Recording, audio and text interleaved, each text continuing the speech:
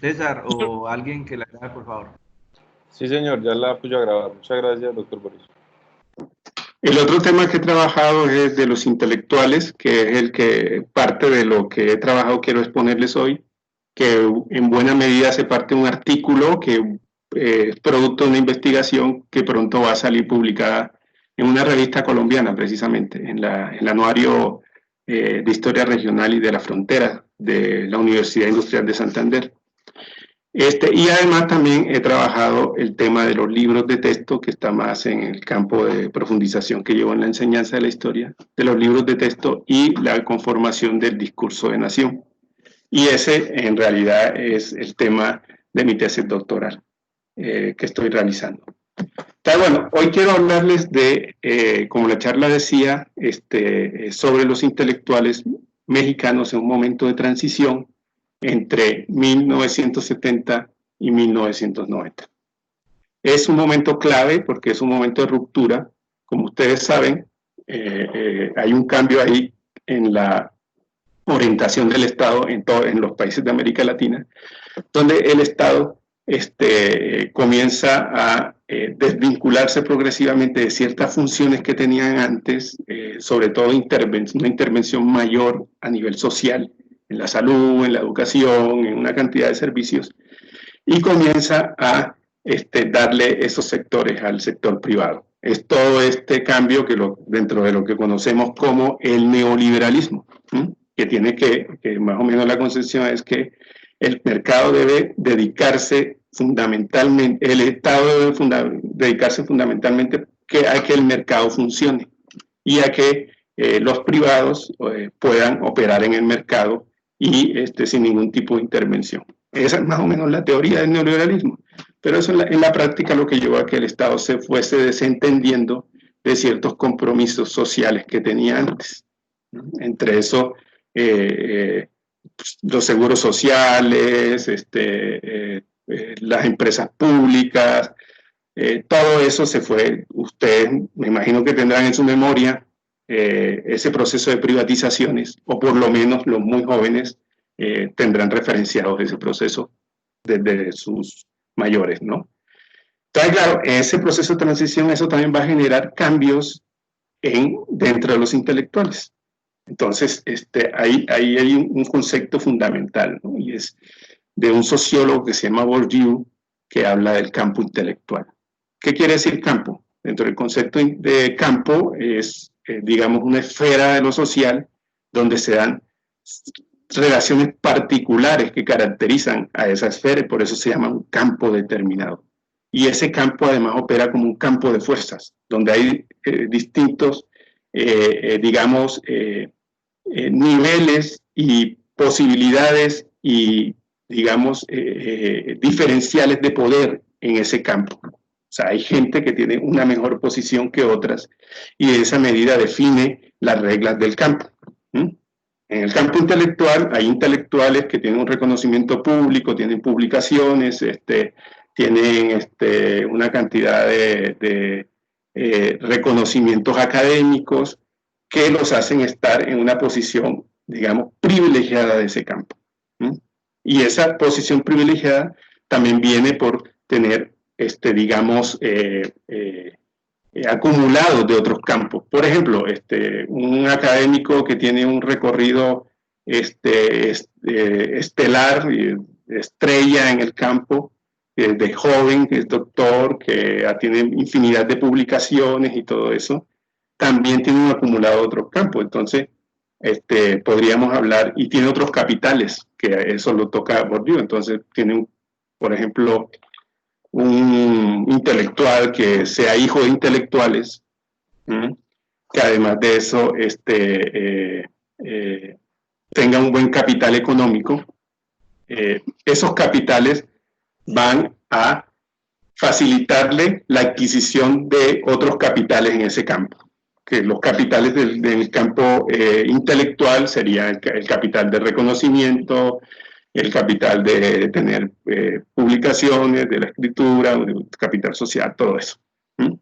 ¿Y por qué tiene ciertas ventajas? Porque, bueno, sus papás son intelectuales y eso les facilita su carrera como intelectual o como académico, o sus papás son médicos y eso le facilita que ese médico, como médico, para tomar un ejemplo que más o menos sea familiar, tenga mayores posibilidades de éxito en el campo de la medicina. ¿Mm? O que solamente la comparación entre unos papás que sean profesionales y unos papás que sean obreros. ¿Mm? O sea, de los dos hijos, el que acceda a un campo va a tener ventajas si ese campo mide capitales que tienen que ver con la cultura, que tienen que ver con lo que se maneja en ese campo, lo que se transa en ese campo. Entonces, más o menos ese es el concepto de campo intelectual. Y es importante entenderlo porque el campo intelectual cambia de acuerdo a las circunstancias históricas, porque los valores y las intervenciones en ese campo también se modifican históricamente. Y en ese proceso de los 70 al 1990 y lo que sigue, podríamos decir, claro que hay otros cambios, se da un proceso de transformación del campo intelectual y de los intelectuales. Entonces, ese es el tema que quiero tratar, pero antes quisiera definir qué entendemos por intelectual. No sé si la cámara logra tomar bien el tablero. Sí, señor, ya muy bien. Sí, muy bien. Bueno, a ver, ¿qué podemos entender como cuando hablamos de la palabra intelectual? ¿Qué nos llega a la cabeza?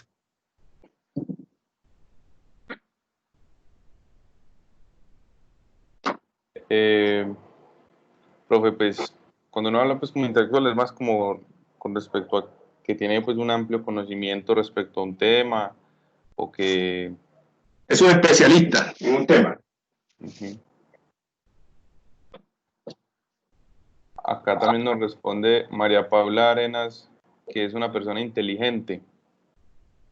Inteligente. O sea, utiliza su intelecto, digamos. De manera privilegiada, ¿no?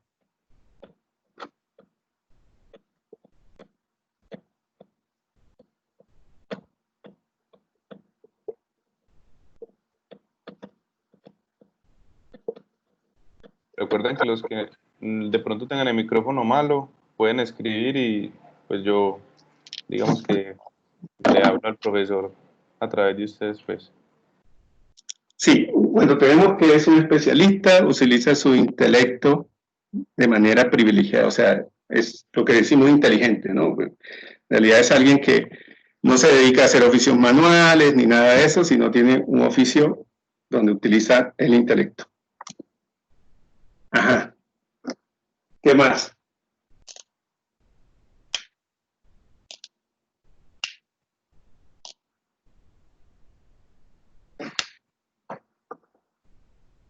Bueno, yo voy a decir alguno. Bueno, es un especialista, es reconocido, ¿no? También, como tal. Un erudito. Erudito. Es el erudito. ¿Más? Una persona que reconocida en el campo por publicaciones, por ejemplo, en literatura, en ciencia, en física. Sí, publica. También ha dado conferencias que mueven masas en opiniones sobre algún tópico o temas en especial. O sea, tiene un público. Su especialidad. Tiene un público. Acá también, profe, nos comparten, María José Doya nos dice que alguien que conoce varios temas. Puede ser, sí. Y Natalia Betancourt nos dice que alguien que se actualiza constantemente. Ajá. Podríamos estar en especialista. Bueno, especialista es que conoce unos temas muy especiales, ¿no? Un gran lector, una persona que lee mucho y tiene un gran bagaje, por ejemplo, cultural, a través de todo lo que ha leído. Listo, dejémoslo reconocido, público, donde podríamos poner bagaje cultural, por aquí en erudito, amplia cultura, lo que llamamos cultura.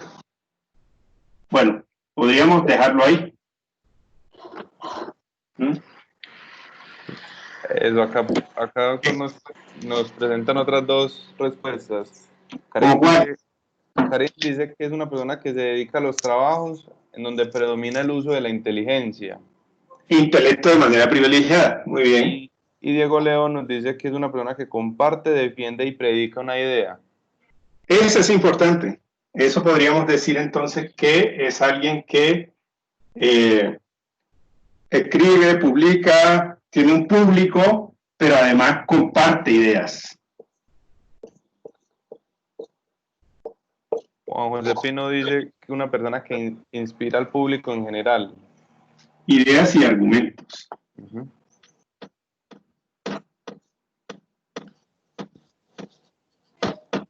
Bueno, inspira al público, tiene un público, efectivamente estaría como acá. Muy bien, yo creo que ahí podemos agarrar ideas. Efectivamente, un intelectual muy famoso dentro del marxismo y dentro de las ciencias sociales en general fue Antonio Gramsci. Si lo han escuchado hablar de él, era italiano.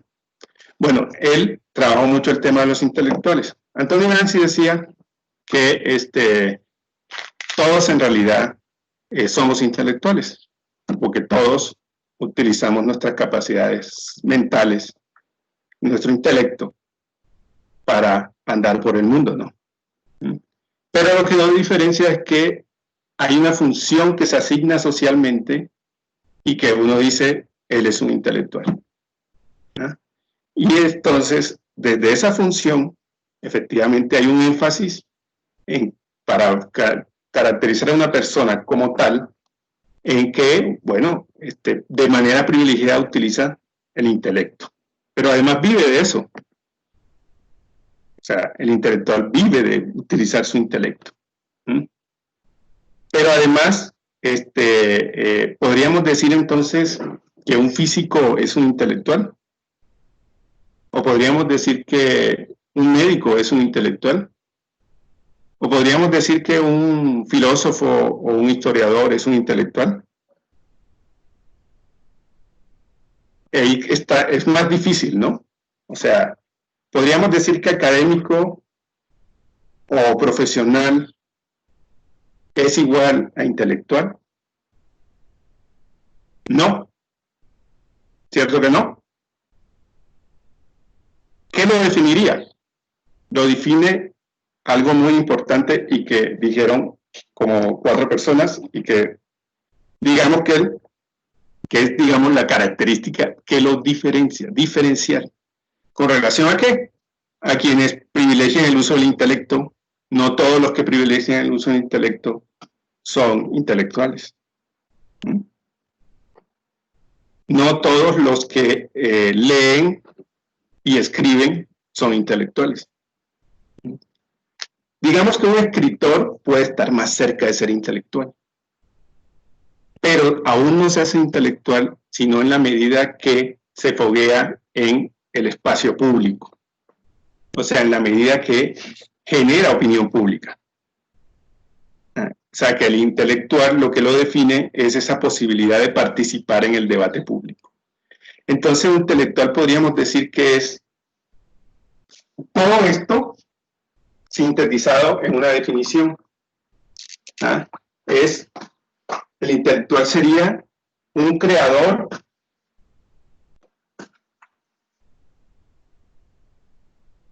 generador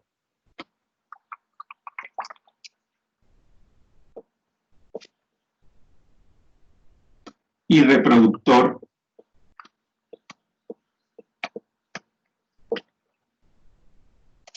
de ideas y argumentos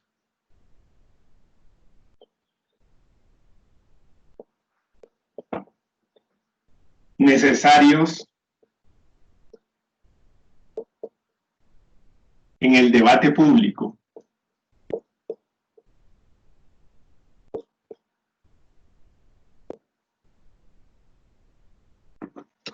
¿En el debate público de qué?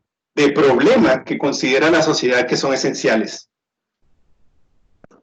O sea, un intelectual es alguien que está participando en esos problemas que la sociedad considera que son esenciales. Entonces podemos ver que hay algunas, digamos, actividades que dan de comer, pero que además tienen una relación más cercana con esta actividad, con esta función más que actividad. Podríamos decir algunos periodistas, ¿no? Escritores, pero no solamente. Cuando uno ve a un Einstein que comienza a participar en el debate de la posibilidad de una guerra mundial nuclear, y que es un activista del desarme nuclear y de la paz, ahí Einstein deja de ser físico y es un intelectual. El político, podríamos decir que es un intelectual. Ahí hay todo un debate. Y entonces hay todo un debate porque uno de los, digamos, Julián Benda, que es como uno de los íconos de todo este debate de los intelectuales, escribe un libro que se llama La traición de los clerks. Y dice que lo que caracteriza al intelectual es esa postura crítica, pero no vinculada ni con los partidos ni con la política. ¿Ah? Un intelectual, según esa concepción de Benda, es una persona que su fortaleza está en su actividad creativa, en su actividad como creador de argumentos y de ideas. Argumentos y de ideas que van a servir para el debate público, pero no es un hombre de acción. Entonces el político no entraría en ese debate, a pesar de que otros intelectuales como Jean-Paul Sartre habló de que la figura del intelectual debía entenderse como el intelectual comprometido. El intelectual comprometido era un intelectual que estaba comprometido con las causas populares, contra la explotación, por la liberación de los pueblos oprimidos y todo esto. Pero bueno, todos estos pensamientos de Jean-Paul Sartre fue en los 60. O sea, estaba muy álgido la Revolución Cubana, estaban todos esos referentes, y efectivamente el intelectual que se pensaba Sartre... ¿Cómo? Perdón. O sea que ¿sí? El intelectual tiene un pensamiento revolucionario que confronta de pronto la realidad, hace una crítica, un sentido crítico de la realidad, y defiende sus ideas basado en el conocimiento que tiene. O sea, crítica y revolución, porque eso genera siempre confrontación, revolución. Claro, pero no necesariamente tiene que ser revolucionario. Para Sartre sí, pero para Benda no. O sea, para Julián Benda, el intelectual, lo que lo hace fuerte es su capacidad de creación. Y debe ser crítico ante el poder y ante todo lo que va en contra de esas posibilidades creativas del ser humano. Pero no puede ser un intelectual que milite, no puede ser un intelectual que esté en un partido.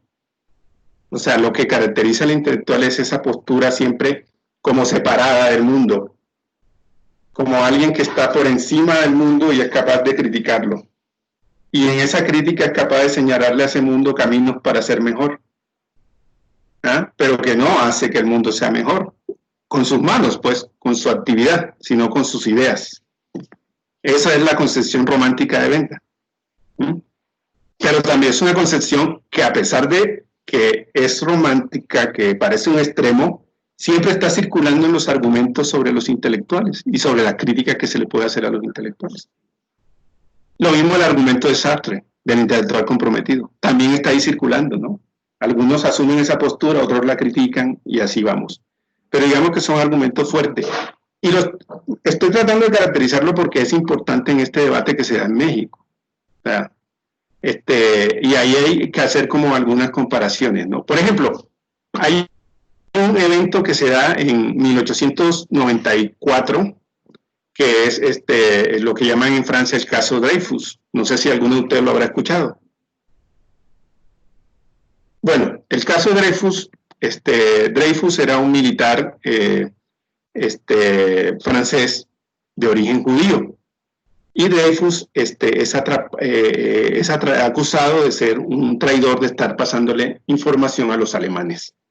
O sea, todavía no estábamos en la Primera Guerra Mundial siquiera, pero habían tensiones, sobre todo por la zona de Alsacia y Lorena, que limita entre Francia y Alemania, que siempre ha sido un sitio de disputa, y tanto en la Primera como en la Segunda era el sitio predilecto de avance alemán, ¿no? Los alemanes siempre se tomaban Alsacia y Lorena. Bueno, en esa frontera fue donde atrapan a Dreyfus, que era soldado francés, y los franceses lo acusan de ser un traidor. La familia de Dreyfus se mueve y demuestra con pruebas, incluso con un testimonio de otro reo que confiesa que él había sido el que estaba pasando información a los alemanes. Y a pesar de eso, no pasa nada. Estaba un gobierno muy de derecha en Francia en ese entonces, y antisemita. Y pues Dreyfus, por su origen judío, la justicia se ensañó contra el hombre, ¿no? Total es que la familia se mueve, y hay un intelectual que se llama Émile Zola, y escribe en febrero del 98 un texto que se llama Yo acuso. En ese texto hace una denuncia en contra del gobierno y del poder a favor de la liberación de Dreyfus. Y al poco tiempo sale otro texto que se llama Una protesta. Pero este texto, a diferencia de Émile Zola, no es solamente firmado por Émile Zola, lo firman una cantidad de intelectuales de la época. Langlois y Novos, una cantidad de intelectuales de la época de Francia, muy de mucho renombre, muy reconocidos. Y lo más interesante es que al lado de la firma de estos intelectuales algunos ponían sus publicaciones, algunos ponían sus títulos, o sea, sus títulos académicos. Y así, total es que eso generó todo un revuelo y una movilización en toda Europa por Dreyfus. Incluso creo que hay una película sobre este caso. Pero lo interesante de aquí es que el término inteligencia, o sea, intelectual, se comenzó a utilizar de una manera mucho más masiva. Y comenzó a darle la connotación de lo que estamos diciendo ahora. Y esa connotación de intelectual, digamos que ahí ¿por qué se conformó ahí? Primero porque surgió un grupo, un colectivo, detrás de un mismo propósito, que se veían como una unidad distinta a las demás, que eran intelectuales. Y además ese grupo fundaba su legitimidad ¿en qué? En su prestigio, en sus títulos, en lo que habían escrito. Eso fue algo muy nuevo. O sea, primera vez en la historia que se da algo así. O sea, no quiere decir que no haya habido gente más especializada que otras en las cuestiones, digamos, del intelecto. Bueno, podemos irnos desde la sociedad antigua, la función que cumplían los sacerdotes, por ejemplo. O sea, los sacerdotes, por eso, bueno, se llama el libro de Julian Benda, La traición de los clers, o sea, de los clérigos, refiriéndose a los intelectuales. No le tenía el término intelectual, como luego del caso Dreyfus se consolidó ese término para caracterizar a los intelectuales, y eso fue a finales del siglo XIX. Entonces, por ejemplo, es un caso que desde ahí se consolida el término intelectual, pero además que ejemplifica muy bien qué define un intelectual y qué define a los intelectuales. Es un caso clave, el caso de Dreyfus. Hay una película sobre ese caso. Pero bueno, ahora sí, después de toda esta aclaración un poco conceptual, vámonos a México. Bueno, México en los 70 estaba pasando por una crisis fuerte, o sea, había sucedido la masacre de Tlatelolco en octubre del 68, donde el ejército había disparado y había matado a varios estudiantes en la plaza de Tlatelolco. Pero más el hecho de los muertos era la legitimidad que había tenido el sistema mexicano. No solamente por ese hecho, sino ese hecho mismo había sido presionado por la misma proceso de legitimación que sufría el sistema. Y ese sistema posrevolucionario. O sea, después de la Revolución Mexicana en 1910, que tuvo un proceso como hasta de estabilización, digamos, hasta 1900, podríamos decir, 25, que cuando se comienza a estabilizar y a generar instituciones, se genera lo que se llama un periodo de post-revolución. El sistema se monta a partir de una premisa. O sea, la revolución no era una revolución socialista, pero sí era una revolución que se planteaba como una revolución social. Incluso, algunos dicen que es la primera revolución social mundial. O sea, antes de la Revolución de Octubre, ¿no? De rusa, que después fue la Unión Soviética. Antes de la Revolución de Octubre, tuvo la Revolución Mexicana, pero no era una revolución socialista. A pesar de que había tendencias socialistas y comunistas a su interior, no fueron hegemónicas ni tampoco dirigieron al país hacia eso. Entonces, era una revolución social, pero claramente se planteó como modelo de desarrollo el capitalismo. Pero un capitalismo que se planteaba ¿qué? Una reforma agraria y que se planteaba además un énfasis del Estado en la intervención sobre la sociedad. Entonces, ese Estado fuerte se va a consolidar en los 30, o sea, Lázaro Cárdenas en el 34 va a ser alguien importantísimo porque es el que va a llevar adelante o va a profundizar la reforma agraria y además de eso va a nacionalizar el petróleo y va a tener una cantidad de políticas. En materia educativa también va a haber unos cambios fuertes. Entonces digamos que lo que hace la revolución es generar un Estado que interviene de manera importante en lo social, pero es un Estado que también vigila por el desarrollo de un modelo capitalista, ¿no? Entonces, claro, es un Estado que incentiva el capital, incentiva la inversión y todo eso, pero también distribuye y interviene en la sociedad a partir del gasto. Es un Estado además corporativista, al cual están vinculados grandes sindicatos, los cuales funcionan como grandes maquinarias de redistribución del Estado y además de escenarios donde se ganan las lealtades de los trabajadores, de los campesinos hacia el Estado. Entonces, la mamá del corporativismo en América Latina es México. Entonces, ese modelo se crea acá y es muy fuerte en los 40, es muy fuerte en los 50 y en los 60 comienza a entrar en crisis. Comienza a entrar en crisis, ¿por qué? Porque el Estado, o sea, la sociedad se ha complejizado, el capitalismo mismo ha generado fuerzas de modernización, pero también ha generado, como hace siempre el capitalismo, genera a muchos beneficia, pero a muchos otros excluye. Entonces también generaba procesos de exclusión. Pero además de eso, políticamente el sistema mexicano era muy cerrado. O sea, aquí en el Partido de la Revolución, el PRI, era un partido único en la práctica. Y ese partido en realidad gobernaba sin ningún tipo de competencia. O sea, era un régimen de partido único. Y también se habían generado por el mismo capitalismo unas clases medias que estaban pidiendo una mayor participación en el Estado. Y estaban pidiendo también una mayor figuración cultural y política. Entonces, claro, todas esas clases medias eran las que estaban en las universidades, ¿no? Eran las que accedían a la educación superior de manera privilegiada.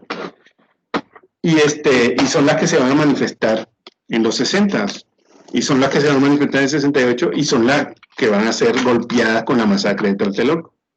Entonces había una crisis institucional muy grande. Entonces, una crisis de legitimidad hacia el poder muy grande.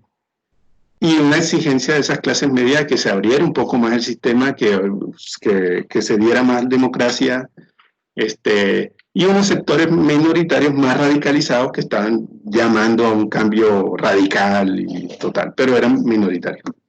Entonces, ese era el escenario a finales de los 70, de principios de los 70. Entonces, claro, ahí en ese escenario va a surgir estos cambios que les digo, o sea, porque se van a dar cambios, ¿no? Todavía en los 70 había todavía coletazos de rescate de la revolución, muy en términos discursivos, un poco pensando en la intervención social del Estado y todo esto. Pero también estaban surgiendo las tendencias neoliberales. Entonces, en ese escenario se da comienza a perfilarse dos grandes grupos intelectuales. Hay un periódico que se llama El Excelsior, y este periódico fue importante en los 70 porque ahí se nucleó unos intelectuales digamos, de bastante reconocimiento y muy adscritos a esta idea de transformación democrática, ¿no? Y esos dos grupos, ese grupo en Excelsior se rompe de intelectuales porque ahí efectivamente el gobierno busca controlar ese periódico y termina sacando a muchos intelectuales que le resultaban un poco molestos. Entre esos intelectuales que se sacan está Octavio Paz, está Carlos Monsiváis. Ustedes han oído hablar de Octavio Paz, ¿verdad? ¿Sí saben de quién estoy hablando? Sí, señor, sí. Ajá. Bueno, Octavio Paz, muy famoso, premio Nobel en 1990. Está Octavio Paz, pero bueno, en ese momento, por supuesto, figuraba en las letras de una manera importante ya. Y está también Carlos Fuentes, está Carlos Monsiváis, que también es un intelectual. Carlos Fuentes, bueno, también un escritor de novelas, literato, muy famoso también. Varias veces nominado al premio Nobel, pero nunca lo ganó.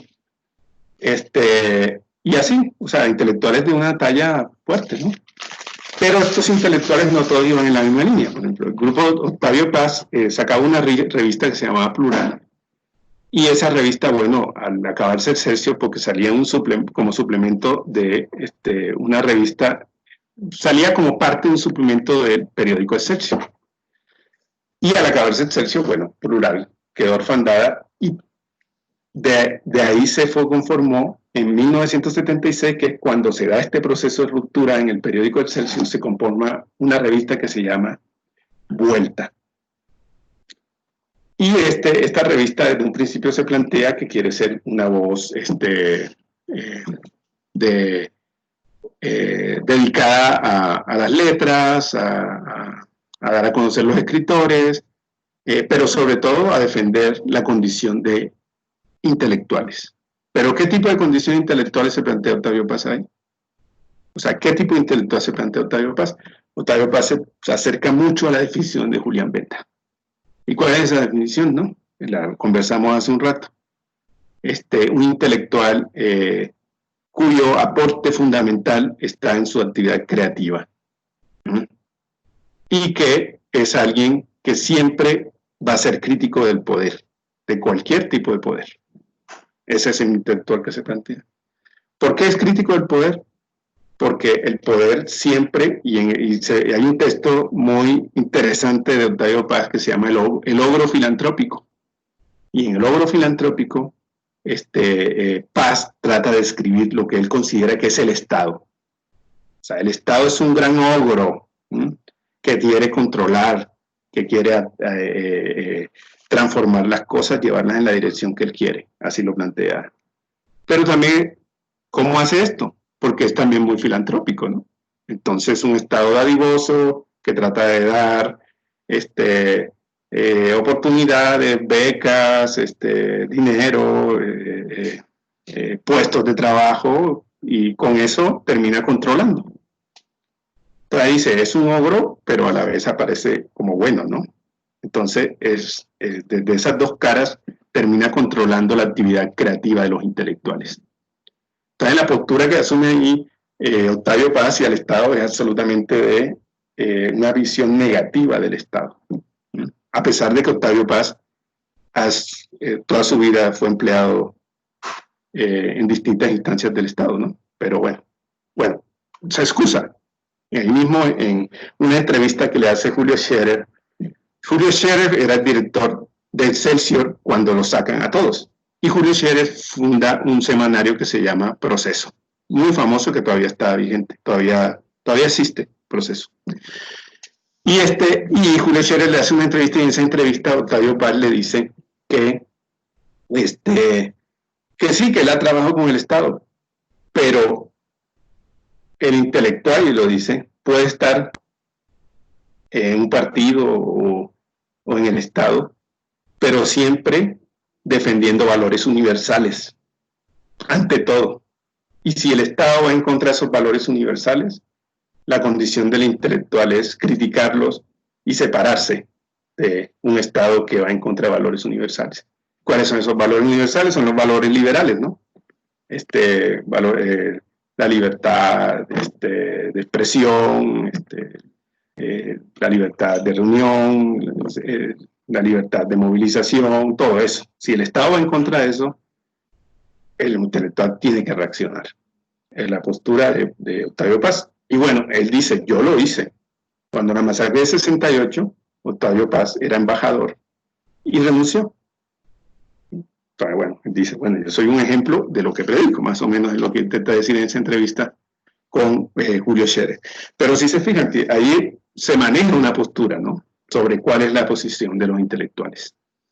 Y en el 78, 2 años después que surge Vuelta, la revista que es dirigida por Octavio Paz, surge otra revista que se llama Nexos. Esta revista resulta ser interesante porque nuclea ya no a sectores tanto escritores reconocidos, ¿no?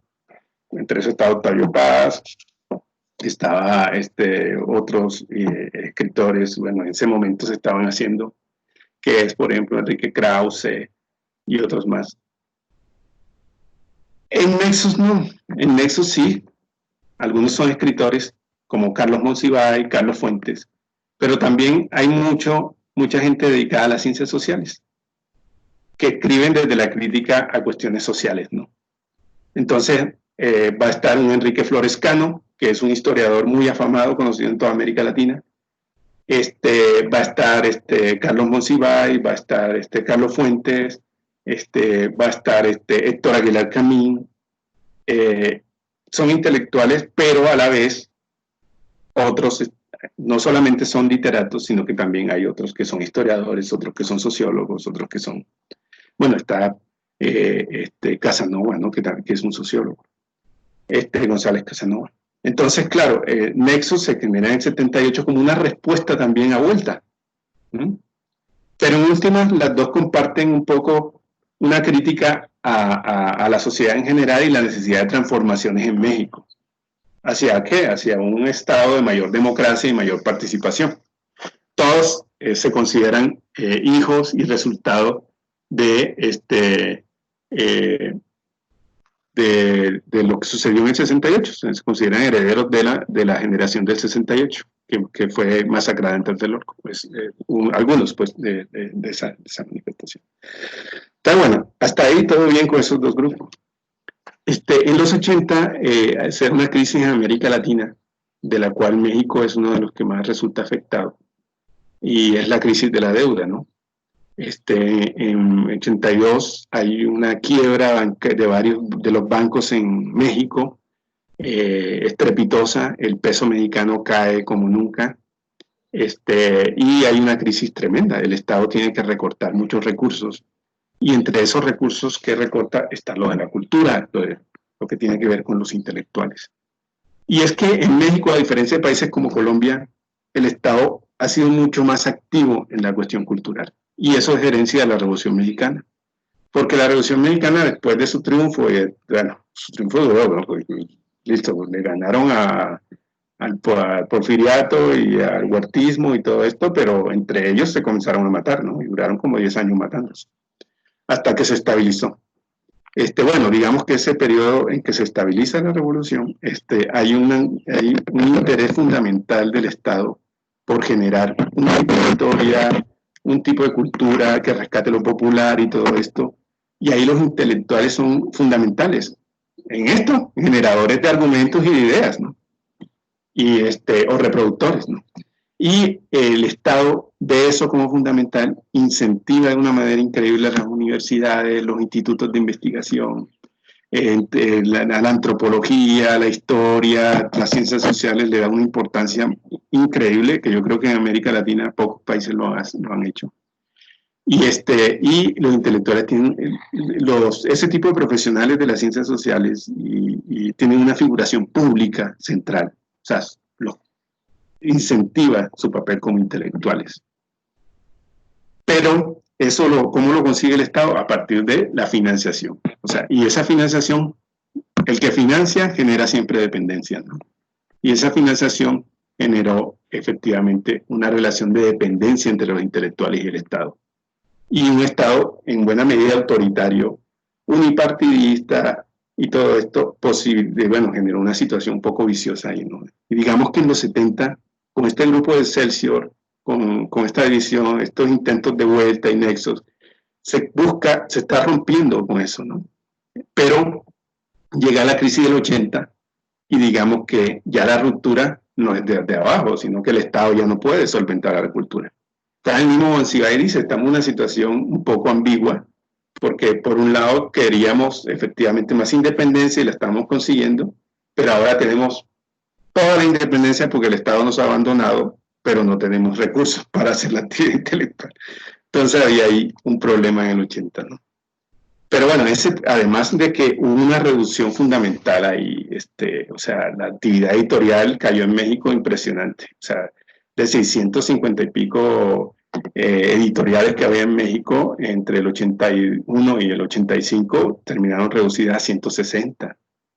Y la mayoría estaban cooptadas por el capital de las editoriales españolas. Lo mismo pasó con los periódicos, o sea, de un número también de cientos que había, terminaron reduciéndose las publicaciones periódicas, revistas y periódicos, a 130. Entonces la crisis en el mundo de la cultura fue terrible. Ese periodo, estos dos grupos lograron sobrevivir y hacerse mucho más hegemónicos. ¿Cómo? O sea, surgía también el poder de los medios en los 80 y aquí en México surgía Televisa. El grupo de vuelta se alió desde los 80 de una manera muy íntima con Televisa. Y Televisa funcionó como una caja de resonancia de los planteamientos y de la figuración pública y de reconocimiento de estos intelectuales nucleados alrededor de vuelta. La estrategia de Nexos fue distinta.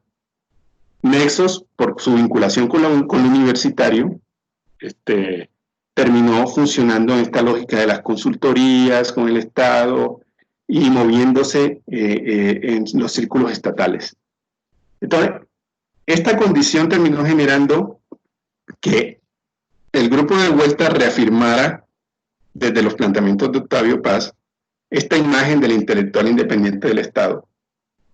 Y el grupo de Nexos, por el contrario, se vinculara más con el Estado, ¿no? Y este trasegar va a estar en los 80. Bueno, en el 82 el gobierno que se da es el de la Madrid, fue presidente del 82 hasta el 88. Y en el 88 comienza el gobierno de Salinas, con el que acabamos nuestro periodo de esta charla, ¿no? Que acaba en el 94. Aquí los periodos son sexenales, no son cada 4 años, sino cada 6. Bueno, entonces, la vinculación de este grupo de Nexos con el gobierno de la Madrid fue mucho más íntima y con el gobierno de Salinas aún ni se diga, ¿no? En toda esta coyuntura sucede algo interesante. En 1988 se dan las elecciones para suceder a de la Madrid y el partido del PRI, lanza a Carlos Salinas de Gortari. Pero ya esta ruptura, esta legitimación que venía al final de los 70 y que en los 70 se profundizaba y todo eso en los 80 se comienza a manifestar de una manera más fuerte. Y ya a finales de los 70 se hace una reforma electoral que le da un mayor fuego a algunos partidos. Y entre esos el PAN, que es un partido cristiano de derecha, social cristiano, y también otros partidos más pequeños. Pero el PAN gana algunas gubernaturas y gana también algunas diputaciones, ¿no? En ese periodo. Pero además se da un proceso, el mismo PRI se fracciona, porque efectivamente el giro que se va dando en los 80 es mucho más radical hacia una concepción neoliberal del Estado. Y el PRI había crecido como partido con una concepción posrevolucionaria, de mayor intervención del Estado, mayor redistribución de la riqueza, un discurso más, con más referencias al pueblo y todo esto, digamos, más demagógico. en ese discurso, pero también un Estado más interventor, o sea, que interviene más en la sociedad. Entonces, claro, un buen sector del PRI se había lanzado al escenario del neoliberalismo, y los de la vieja guardia se estaban oponiendo a eso y generaron una fracción que se identificó con algunos grupos de izquierda y formaron una coalición y ya estaban conformando otro partido y lanzaron su propio candidato presidencial. Esto gracias a las reformas y también gracias a las reformas electorales que se hicieron a finales de los 70, obligadas por las circunstancias y la presión social a cambios, y también por los cambios que se estaban dando en la orientación del partido PRI, que seguía siendo fuerte de gobierno, además hacia el neoliberalismo que hacia el discurso, digamos, populista por revolucionario. Entonces, digamos que esa fracción populista, en el sentido, estoy hablando populista en el sentido sociológico del término, no en el sentido despectivo que a veces se le da. O sea, ¿qué es el populismo? El populismo se plantea eso, una mayor intervención del Estado, un mayor gasto social y eso. O sea, y el populismo a veces se confunde con demagogia, que es otra cosa. Bueno, y ese partido se va a conformar como el PRD, Partido de la Revolución Democrática. Ese partido lanza a Cuauhtémoc Cárdenas, que es hijo de Lázaro Cárdenas, aquel señor de los 30 que hizo las reformas esas de la reforma agraria, nacionalizó el petróleo y todo esto. Entonces, digamos que el bagaje simbólico que le daba a este señor ser hijo de Lázaro Cárdenas, y además vinculado con este discurso que quería revivir el discurso de la posrevolución mexicana, terminaba nucleando todo lo opuesto a lo que se venía con el neoliberalismo. Total es que estas elecciones son tan competidas. ¿Alguno de ustedes ha visto esta película de Narcos México? Narcos México. Bueno, es muy interesante la película porque toma la historia de México en los 80. Y una de las cosas que toma y la película se va porque hubo fraude. Total es que se estaba haciendo el conteo, por primera vez se aplicaban unas computadoras para hacer el conteo y un programa y todo esto de la época, ¿no? Y de pronto, ¡pum!, haciendo el conteo lleva cierta ventaja Cárdenas y se apaga la máquina, se deja hacer el conteo y luego a rato se vuelve a encender la máquina y está ganando Salinas y queda presidente Salinas. Todo eso generó una cantidad de movilizaciones y todo. Pues es muy interesante lo que pasa ahí, porque estos dos grupos se solidarizan con Carlos Salinas de Gortari. Después de aparecer, sobre todo Vuelta, muy críticos del Estado, ¿no? Y llaman a que se debe aprovechar que por primera vez se habían dado unas elecciones tan competidas que lo que indicaba que efectivamente estaba haciéndose el tránsito hacia la democracia y no sé qué. Y llaman a que, bueno, se debe dejar de hacer tanto alboroto y se debe luchar por la estabilidad de México. Y un apoyo franco a Salinas. Esto es muy importante. Salinas, al ver ese apoyo, ya siendo electo, ya siendo presidente electo, convoca una reunión en Tijuana, donde en esa reunión, sentados a su lado, a un lado está Enrique Krause, que es del grupo de Vuelta, y al otro lado está Héctor Aguilar Camín, que es del grupo de Nexos. Hay que decir que cuando muere Octavio Paz, quien sucede la dirección de Vuelta por los años que dura después, el tiempo que dura después es Enrique Krause. Y Héctor Aguilar Camín es el director de Nexos. Y además de eso está Carlos Monsiváis, están otros intelectuales. Y tanto Nexos como Vuelta, durante el gobierno de Salinas, tienen una figuración fundamental. En toda esta lógica, estos dos grupos terminan insertándose muy bien. Entonces, Vuelta se inserta en una lógica muy empresarial, muy vinculada con los sectores empresariales y de medios de comunicación como Televisa, y Nexos se vincula más con con el Estado y las universidades, ¿no? Tanto que en el 92 salía en prensa un estudio donde se señalaban el porcentaje de anunciantes, mientras Vuelta tenía un 70% de anunciantes privados, o sea, los que anuncian propaganda y todo esto eran privados, y el otro 30% eran anunciantes del gobierno o de instituciones estatales. La proporción en Nexos era de un 83% de instituciones del gobierno y del Estado, 83%, y un 17% de instituciones privadas. Entonces, ahí se marca muy claramente la diferencia entre los dos grupos, ¿no? Los dos grupos están planteando dos modelos claros de intelectuales. Un intelectual que se asume como independiente del Estado, a pesar de que no es tal, porque también está vinculado a poder y digamos, su generación de ideas y argumentos van más a justificar el orden establecido, a pesar de que también es crítico, pero no es subvertor de ese orden. Y otro tipo de intelectual que está vinculado a ese orden de una manera directa y aparece también como su vocero y su defensor. En buena medida, el grupo de Nexos. Pero ambos en común son intelectuales, y este es un concepto de Gramsci, son intelectuales orgánicos, pero orgánicos al poder. Entonces, estos dos grupos intelectuales son importantes porque terminan haciendo en ese periodo, terminan siendo el grupo hegemónico. Pero ese grupo hegemónico se pelea a favor del príncipe, como diría Maquiavelo. El príncipe es el Estado. Y esa pelea por el favor del príncipe va a generar fricciones y va a generar conflicto. Y esto es lo que vamos a ver en el 90. O sea, en el 90, efectivamente, Octavio Paz cada vez es una figura más reconocida en la literatura, indisputada en México. Es casi patriarca de la cultura en México. Y Carlos Salinas crea una institución que se llama el Conaculta, que es una institución que está dedicada a financiar y a promover digamos, proyectos culturales, de creación y todo esto, publicaciones y todo esto. O sea, manejaba mucho dinero. Digamos, el Estado reduce bastante la financiación a la cultura, pero las focaliza en algunas instituciones que asignan recursos a grupos de intelectuales.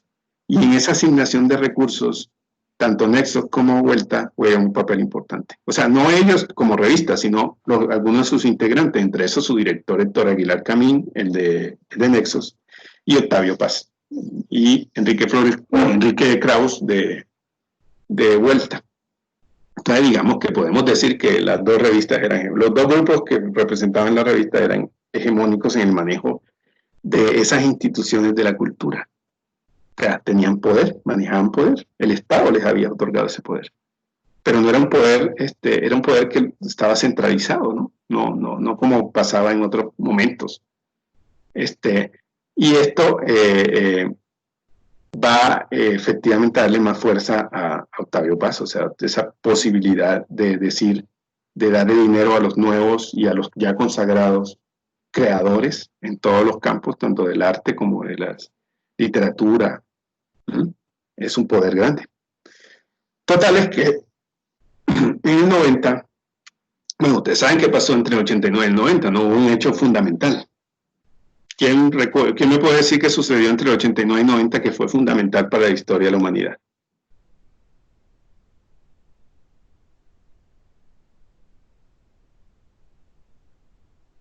De México. Para la historia de la humanidad no necesariamente tiene que ser México. A México también lo afectó, ¿no? Y a Colombia y a todos.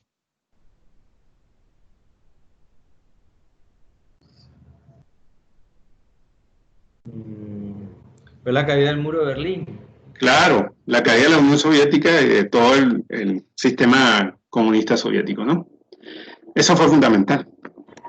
Dentro de toda esta concepción de Vuelta, una ideología que había surgido en Estados Unidos que se llamaba el neoconservadurismo, que es una de las bases en muchas cosas del neoliberalismo también. Se articuló muy bien con las concepciones de Octavio Paz. ¿Qué plantea el neoconservadurismo? Que no, que el individuo debía estar absolutamente libre de las interferencias del Estado, entre otras cosas que planteaba. Y que el Estado se debía limitar simplemente a que no se violentaran los derechos civiles del individuo y además se permitieran las condiciones mínimas para el mercado, para que funcionara el mercado. Toda esta concepción neoliberal. Bueno, Octavio Paz organiza un evento en 1990, más o menos entre los meses de agosto y septiembre, a finales de agosto y principios de septiembre, que lo llama siglo XX, la lucha por la libertad. Y ese evento invita una cantidad de intelectuales del antiguo bloque, tanto de los países de la Europa del Este, que eran comunistas, como de la URSS. Entre eso está Kalakowski, están algunos intelectuales, Anna Heller, invitan de aquí de América Latina a Mario Vargas Llosa, y a otros, ¿no? Y de México invitan también otros tantos, también invitan a algunos de la revista Nexos. Ahí se genera todo un debate, ¿no? Los temas ahí son interesantes. Ahí es donde dice Vargas Llosa una expresión muy famosa de que México es una dictadura perfecta, porque, bueno, es una denuncia un poco, porque ha sido gobernada por un partido único y, sin embargo, ha aparentado siempre que está en democracia, más o menos lo que dice ahí. Entonces hay todo un debate alrededor de eso y toda una promoción de ¿qué? De la ideología del libre mercado, del liberalismo y de todo esto. Y a los que invitan de Nexos, bueno, hay declaraciones de ellos en prensa que uno puede leer y dicen que no, que fueron maltratados, que no los dejaban participar. Hubo lo que llaman acá un ninguneo a los de Nexos. Bueno, ahí hubo como cierta fricción. Total es que este evento pasa y en el 92 Nexos hace otro evento. En este evento Nexos más bien se plantea el tema de la democracia y de los derechos.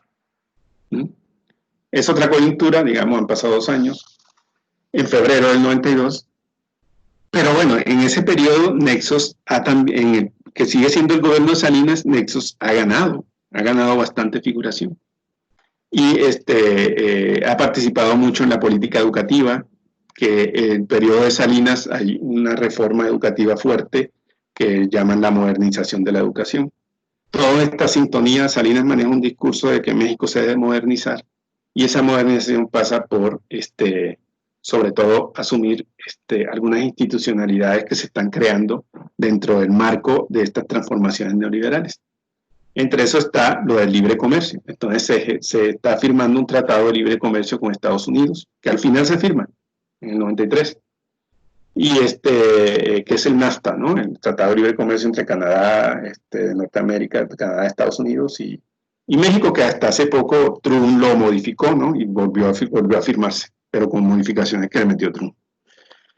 Bueno, total es que está en esa onda.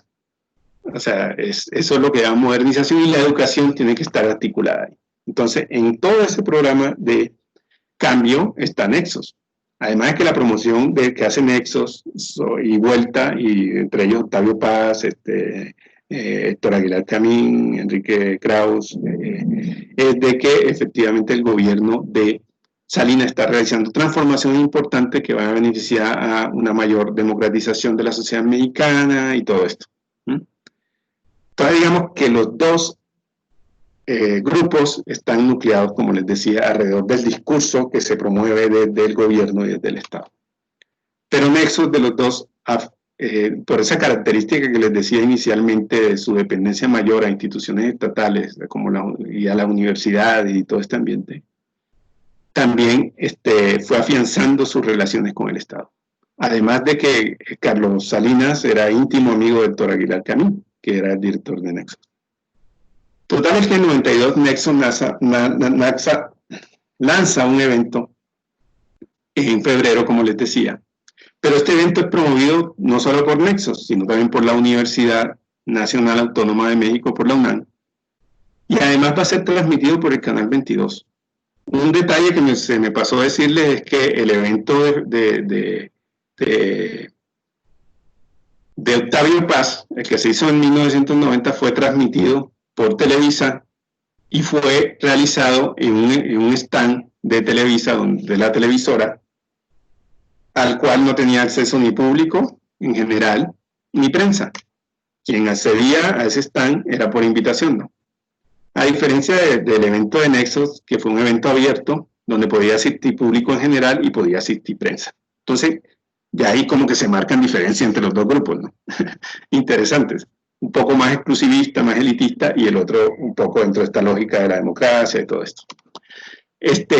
Total es que invitan a Octavio Paz, invitan a otros, y Octavio Paz hace una declaración pública donde dice que lo están ninguneando. O sea, lo están invitando tarde y lo invitan con una carta con mala, digamos, escrita en malos términos, pues.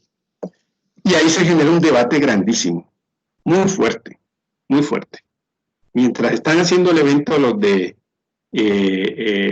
Nexos, el debate es grande. Y ahí fundamentalmente en el debate opera efectivamente la crítica de Octavio Paz a un intelectual que se ha vendido al Estado, un intelectual subordinado a los poderes del Estado, a las directrices del Estado. Y es la crítica que le hace a Nexos. Entonces los acusa y efectivamente el director del Canal 22, por donde se transmitió el evento, el Canal 22 apenas iba a comenzar a funcionar, ese era un canal nuevo, era de Nexos. El director del Fondo de las Artes, que estaba encargado de dar recursos a los artistas y del cual hacía parte de la junta directiva, Octavio Paz, también era de Nexos. Y contra ellos se va la andanada de este grupo de vuelta y la presión que ejercen es tal que terminan haciendo que el gobierno los cese de sus funciones. O sea, salen de esos puestos. Es un debate fundamental acá. Y lo que se está discutiendo fundamentalmente es el papel del intelectual. Para Octavio Paz, el intelectual no puede estar vinculado a los poderes porque termina subordinado a ellos. Y si está vinculado por alguna relación laboral, su vinculación debe ser solo esa. Debe estar siempre en la defensa de los principios universales, según él. ¿Cuáles son esos principios universales? Bueno, ahí habría que debatir, ¿no? Pero bueno, él plantea los principios universales liberales, ¿no? Fundamentalmente para Octavio Paz. Y es un debate muy rico en ese momento. Bueno, esa sería como la matriz fundamental de ese debate.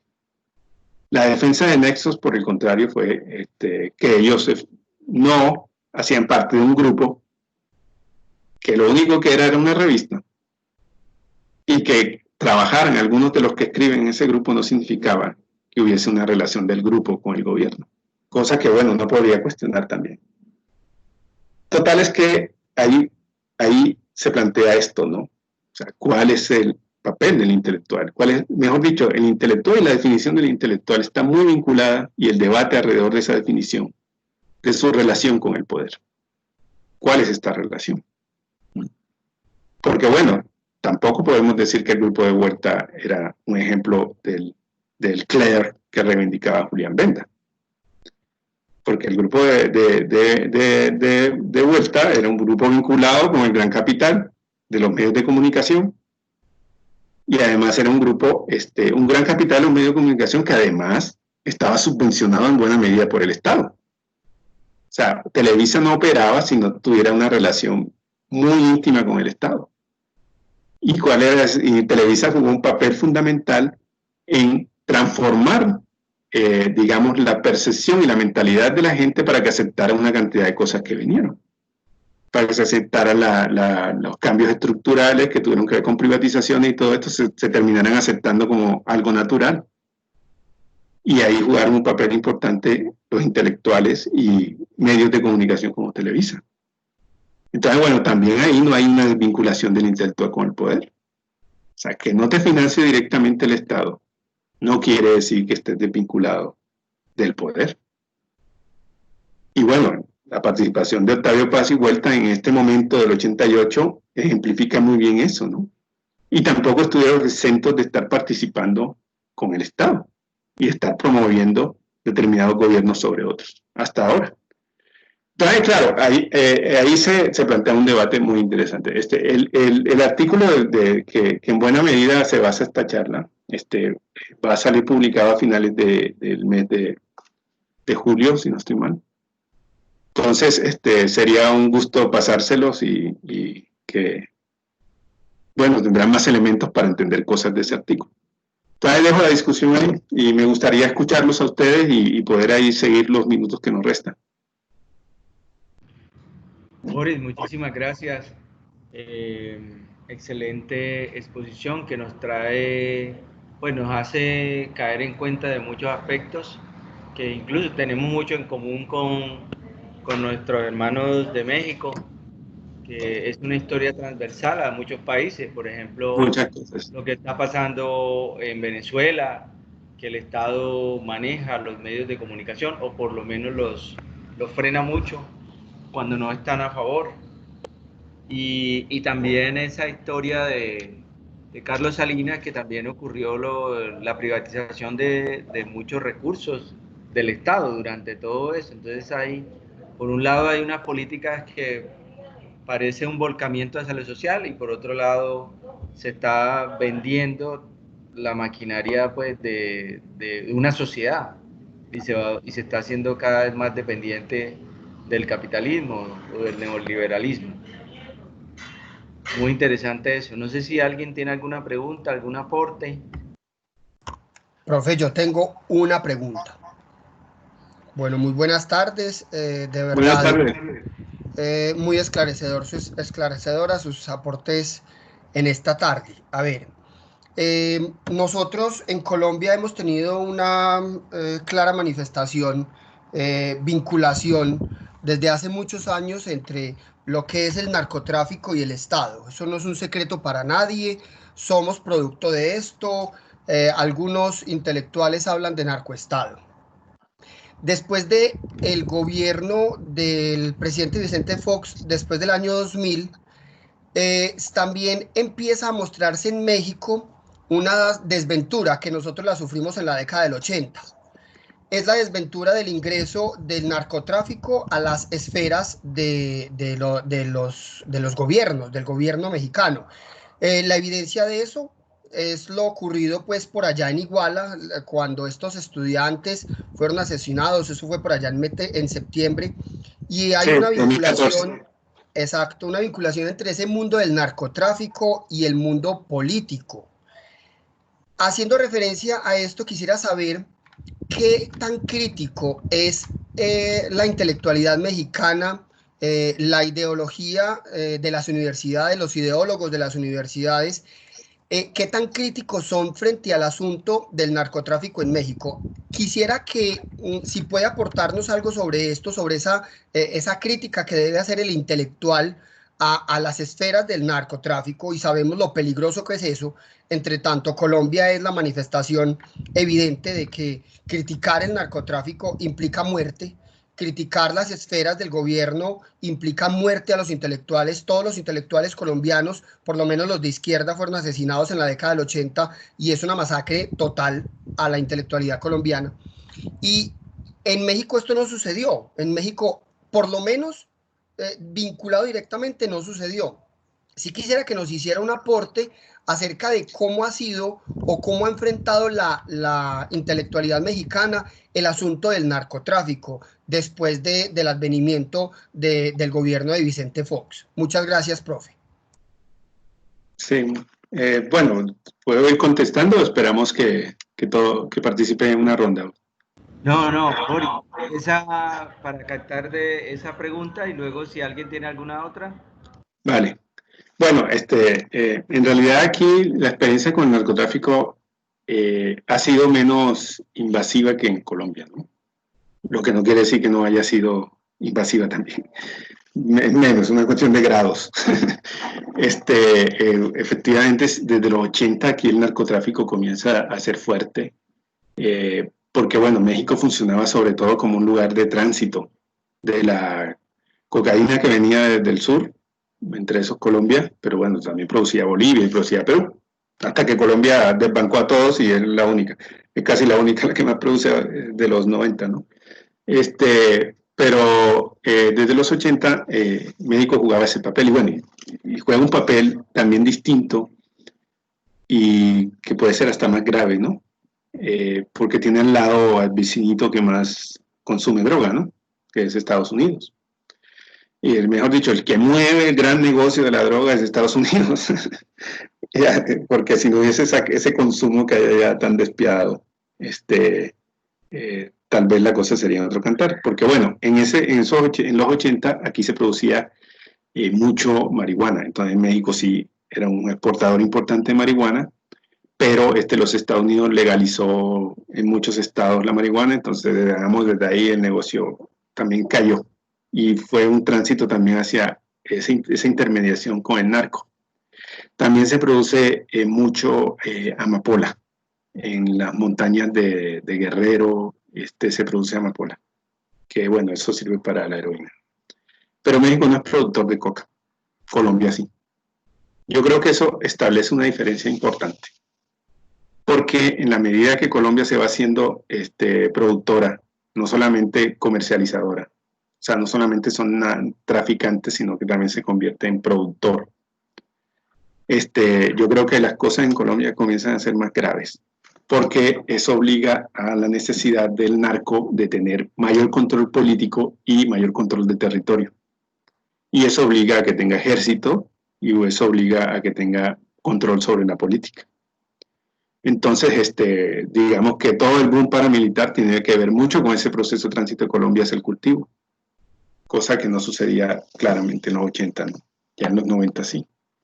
Entonces, eso no lo tiene México. Yo creo, aquí, desde mi consideración, no soy especialista en el tema, pero en mi consideración yo creo que eso es algo distinto que hay que tener presente y que también explicaría cómo ha sentido la sociedad del narcotráfico.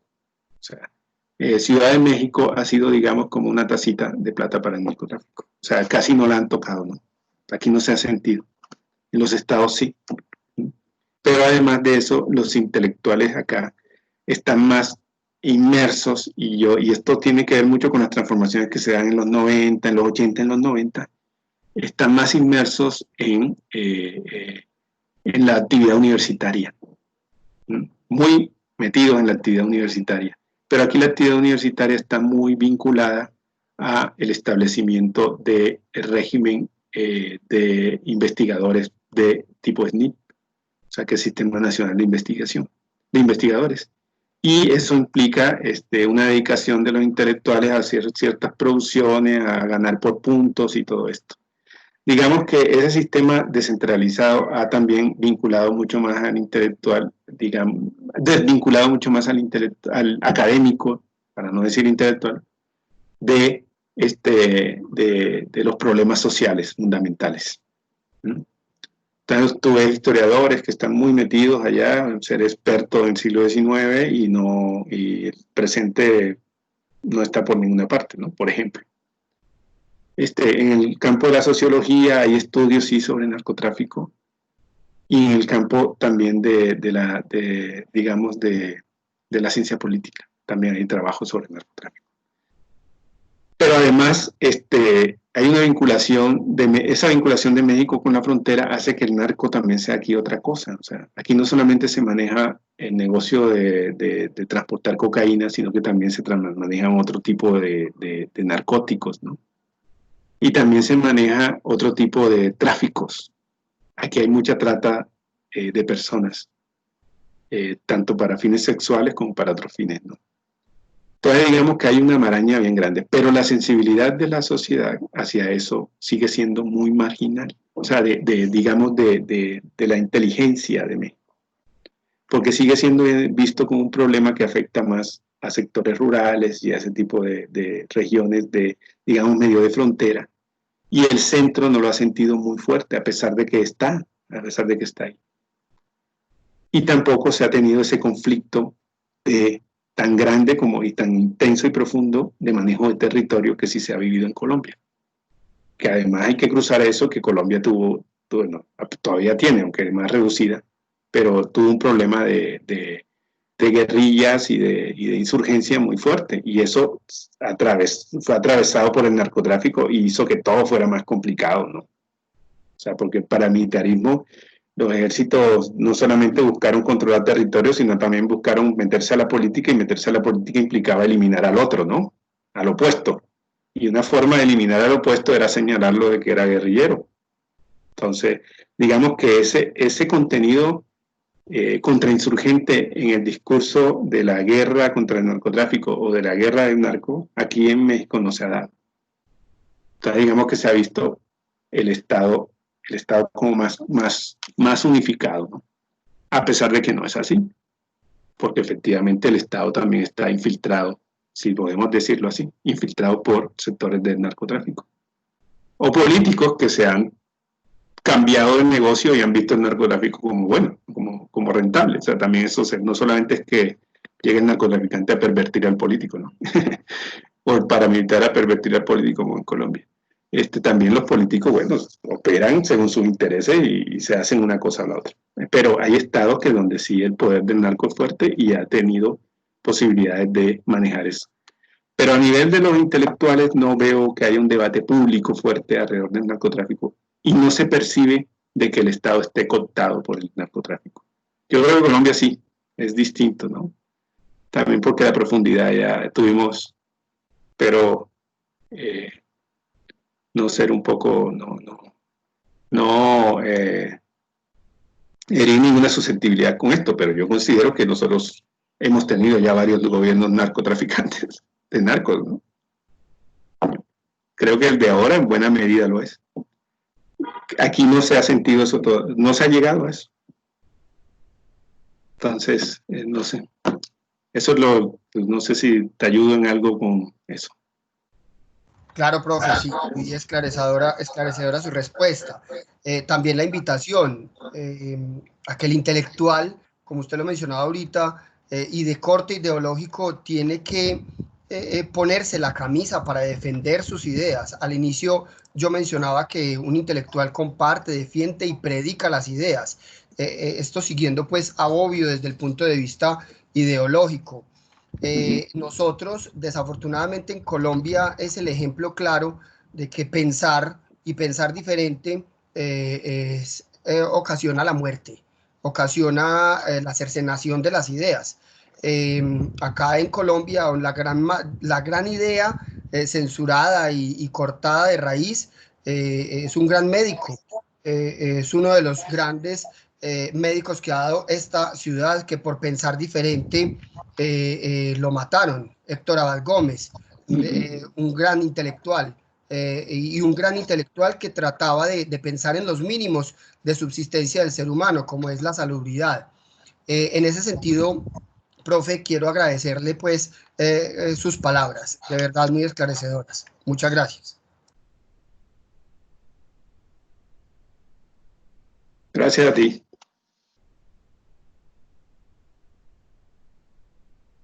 Profe, yo ¿Sí? quería hacerle una pregunta respecto a, digamos, hoy día, de pronto podemos hablar pues, tanto en México o en Colombia, aunque pues, sabemos que son unas realidades muy diferentes. ¿Cuál debe ser el papel del intelectual?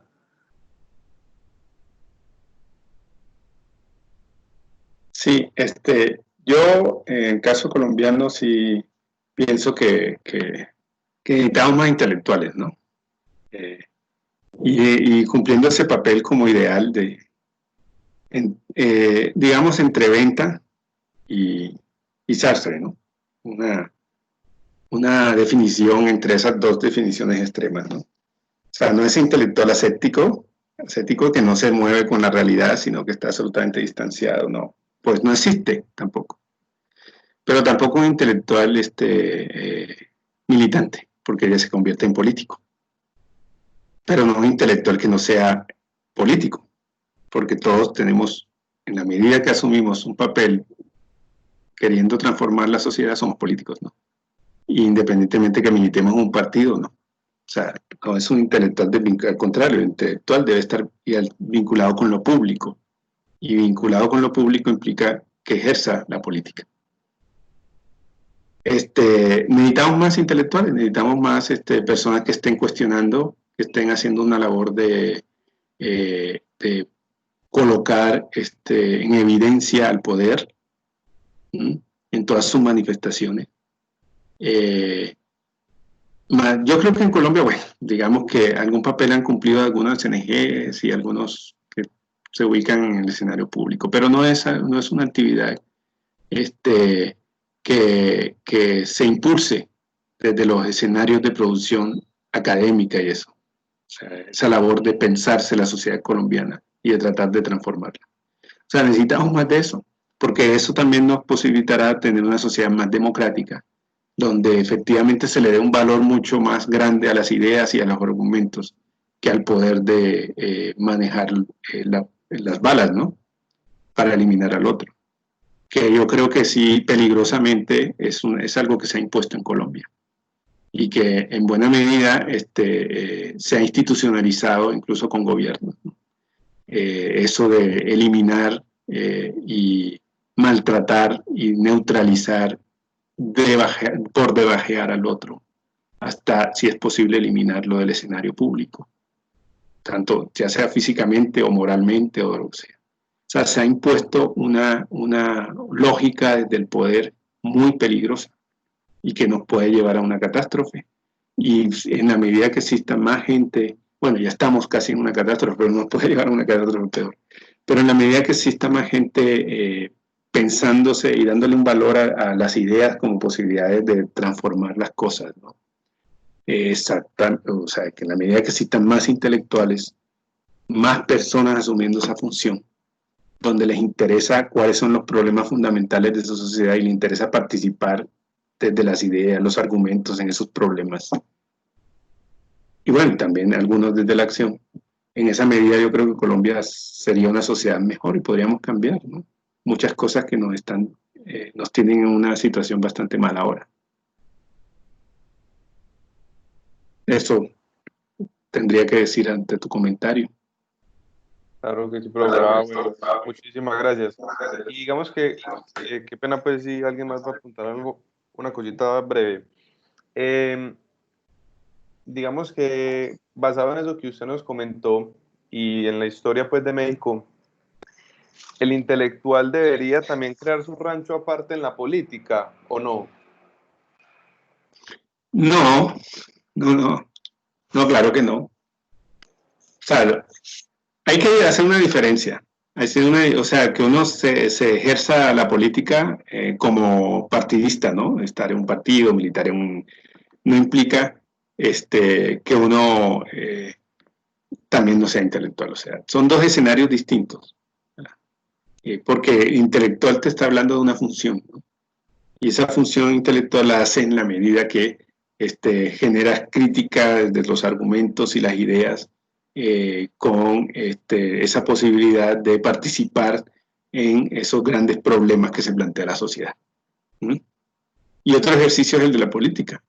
O sea, la política, hablando de estos términos de partidistas, bueno, no implica que uno no tenga una postura política clara o milite. ¿Mm? O sea, son dos escenarios distintos, que se cruzan, por supuesto. Uno no se quita la camisa, ahora soy político, y otro se pone otra camisa y dice, ahora soy intelectual. Pero digamos que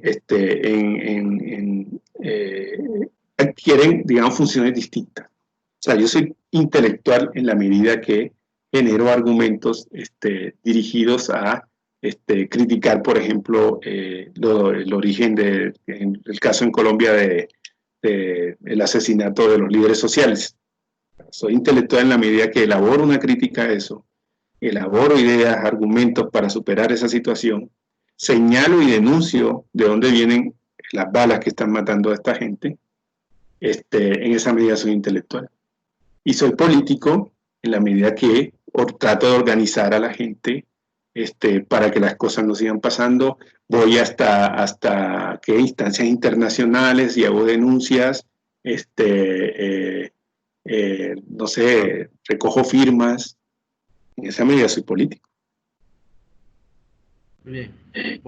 También, perdón, también uno ve que muchos intelectuales son utilizados por la política o por el poder para manejar a los otros. Por ejemplo, Vargas Llosa, siempre lo ve uno en la época de elecciones haciendo columnas, escribiendo columnas o por lo menos entrevistas en los periódicos influyentes de acá. Entonces, por ejemplo, en la última elecciones vi que él hablaba del populismo acerca y criticaba a un candidato en ese entonces. No quiere decir que estoy a favor o en contra de ninguno, sino que uno ve que ciertas personas influyentes, intelectuales, son utilizadas para manejar a la gente, para persuadirla sobre un grupo u otro. Claro, no, por supuesto. Gramsci plantea el concepto intelectual orgánico. O sea, y lo que dice es que cada clase social genera sus intelectuales. Que estos intelectuales tienen la función de generar ideas y argumentos que sustenten la posición de esa clase social. Entonces, por ejemplo, él lo dice en esos términos, ¿no? Dentro del marxismo, ¿no?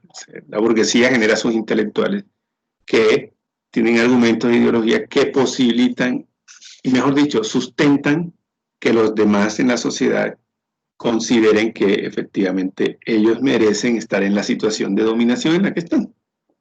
¿Ah? Entonces esos intelectuales generan todo un andamiaje de ideas y construyen, son intelectuales orgánicos. Podríamos establecer pequeñas divisiones de esos intelectuales orgánicos a partir de cada una de las instituciones, de los partidos, de las corrientes ideológicas. Efectivamente hay intelectuales que militan ahí. Como hay intelectuales que pueden estar militando en una postura distinta de transformación social, de cambio social y todo eso. O sea, efectivamente los intelectuales, o sea, por eso digo, el ideal es lo que plantea, manejan esos dos, ¿no? Como ese intelectual ascético, de Julián Benda, que es el clérigo que está totalmente desvinculado del mundo, pero sin embargo critica y busca superar, que ese mundo se supere. Eso es una postura ideal de intelectual. Y la otra es el intelectual comprometido. O sea, para Sartre, el intelectual comprometido es el que está comprometido con el cambio social. Si no está comprometido con el cambio social, para Sartre no es intelectual. Esa es la postura de Sartre. Pero entre esas dos, que son extremas, hay toda una cantidad de matices que se acercan más a la realidad.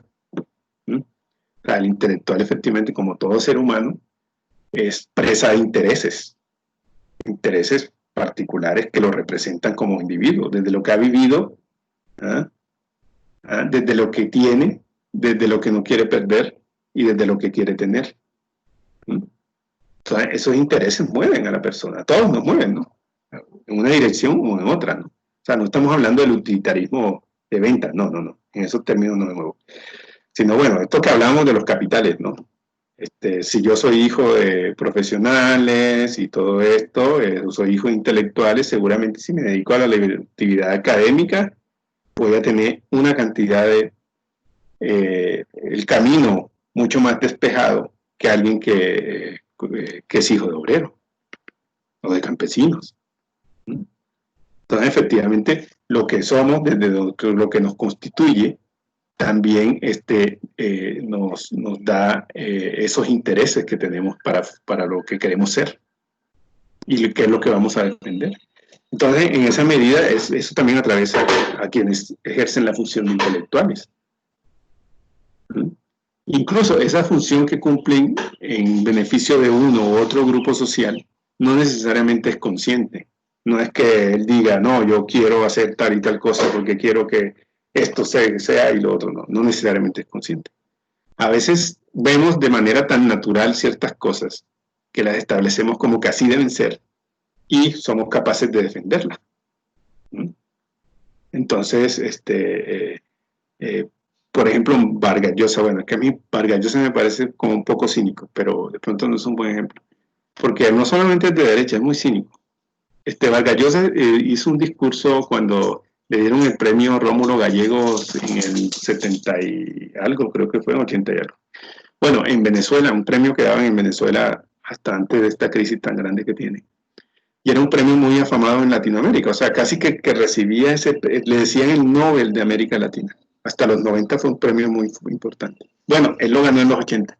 Y se echa un discurso tan radical y tan revolucionario que uno dice, ¿cómo Vargas Llosa se transformó así tan rápido, ¿no? O sea, bueno, unos pocos años. Y no solamente son una postura de derecha, sino que también es una persona cínica. Pero sí, es un intelectual orgánico de derecha, absolutamente, Vargas Llosa. Y yo diría que sí lo hace absolutamente consciente de qué es lo que está haciendo. Si hay alguien muy consciente de su papel, es Mario Vargas Llosa. Pero no todos necesariamente son así. Pero sí, efectivamente, y lo que es, este debate que se da aquí, incluso por eso decía Octavio Paz, a pesar de su planteamiento muy cercano a Julián Benda, tampoco es así. Es un intelectual vinculado con el poder, fue un intelectual vinculado con el poder también. Su papá fue, bueno, zapatista y era el responsable de, digamos, la difusión internacional del zapatismo.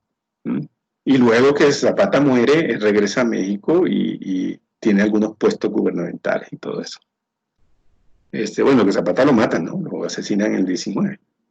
Entonces, digamos que el mismo Octavio Paz es producto de una clase que está vinculada con el poder generado después de la Revolución Mexicana, que va a ser una élite, ¿no? Entonces, eso lo configura, por supuesto. De donde venimos nos configura, todos lo sabemos, ¿no? Pero nos configura en detalles que a veces no percibimos. Entonces, claro, el intelectual está absolutamente vinculado con el tiempo y con la sociedad en que está inserto. Eso es definitivo. Y a partir de ahí asume posturas políticas. O sea, como una orientación política. Aquí sí en el sentido más amplio de lo político, ¿no? No en el sentido restringido de lo partidista y esto. Siempre asumimos posturas políticas. Todos. Y los intelectuales también. Y las ideas que promulga un intelectual o los argumentos que genera o los que reproduce tienen que ver con esa postura política que tiene, independientemente que milite. Bueno, Boris, perdón, en aras de que tienes una reunión y todo, Sí, agradecemos de antemano esta excelente tertulia. Y muchas gracias. Sí, yo les agradezco a ustedes la invitación y un placer conocerlos, así no haya sido presente, porque lo que veo son letras ahí. Pero muy bien, me gustó mucho. Muchas gracias por esta invitación. Gracias a ti, Boris. Seguimos hablando. Un abrazo. Bueno, un abrazo. Hasta luego. Muchas gracias, hasta luego. Gracias, profe, hasta luego.